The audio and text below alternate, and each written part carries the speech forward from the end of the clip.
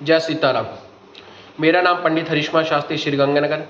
चलिए आज हम बात करेंगे भगवद गीता के 5वें अध्याय का महत्व का। देवी, अब मैं लोगों द्वारा समानित 5वें अध्याय का महत्व संक्षेप से बतलाता हूँ, सावधान होकर सुनो। मरदेश नगर में पुष्कर नामक एक नगर है, जिसे पिंगल नामक देश ब्राह्मण रहता था। वह वेद पाठी ब्राह्मणों विख्यात वंश में जो सर्वदा निष्कंठ था उत्पन्न हुआ, किंतु अपने कुल के लिए उचित वेद शास्त्रों को स्वास्थ्य छोड़कर ढोल आदि में नाच गाने में मन लगाया। गीत नृत्य बाज बजाने की कला में परिश्रम करके पिंगलश बड़ी प्रसिद्धि प्राप्त कर ली। उसी से उसका राजभवन भी प्रवेश हो गया।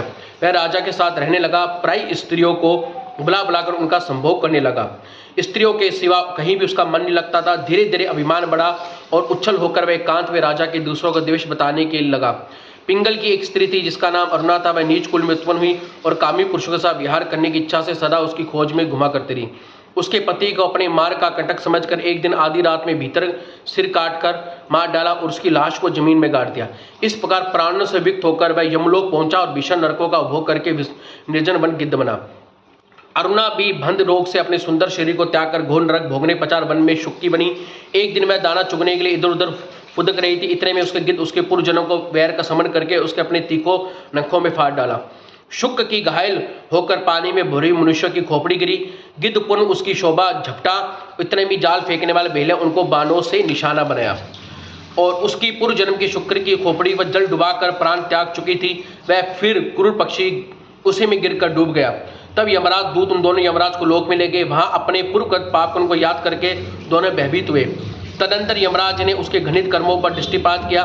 तब ये मालूम हुआ कि मृत्यु के आस्मक खोपड़ी के जल में स्नान करने से इन दोनों का पाप नष्ट हो चुका है। तब वह दोनों को मनोवांछित लोकों की जाने की आज्ञा मिली। वह सुनकर पापों को याद करते हुए दोनों विष्णु पड़े।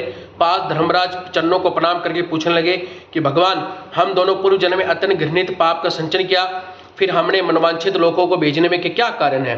गंगा के किनारे वट नामक उत्तम ब्रह्मा जी थे, एकांत सेवी, ममता रहित, शाक वीरक को किसी को द्वेष न रखने वाले, जो प्रतिदिन गीता के 5वें अध्याय का जप करते थे, सदा नियम करते थे। 5वें अध्याय का श्रवण करने पर महापापी पुरुष नातम ब्रह्मा का ज्ञान प्राप्त हुआ। उसी के पुण्य प्रवाह से सूचित होकर उसने भी अपने शरीर का त्याग किया।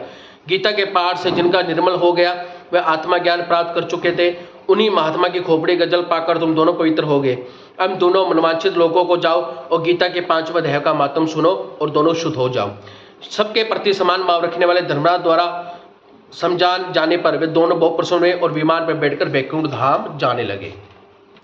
ये देखिए, गीता के 5वें अध्याय का इतना बड़ा महत्व है।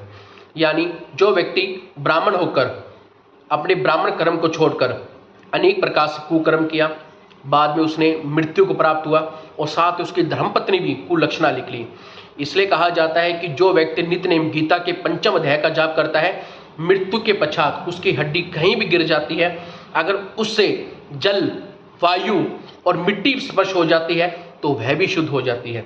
शास्त्रों में कहा जाता है कि उस जल से उन जो जीवात्मा थी, जो अनेक प्रकार से योनियों में उत्पन्न हुआ, उनका भी उद्धार हुआ। तो इसलिए इस भगवद गीता का बहुत बड़ा महत्व बताया गया है। शास्त्रों में कहा जाता है कि अंधेरे पक्ष में अगर आप ये भगवद गीता का जाप अपने घर में और अनेक प्रकार से किसी भी व्यक्तियों को सुनाते हैं, चाहे वो बीमार व्यक्ति हो, तो उनके भी प्राण पखेरु शरीर वैकुंठ धाम तक चले जाते हैं। तो इसलिए गीता का महत्व बहुत बड़ा है।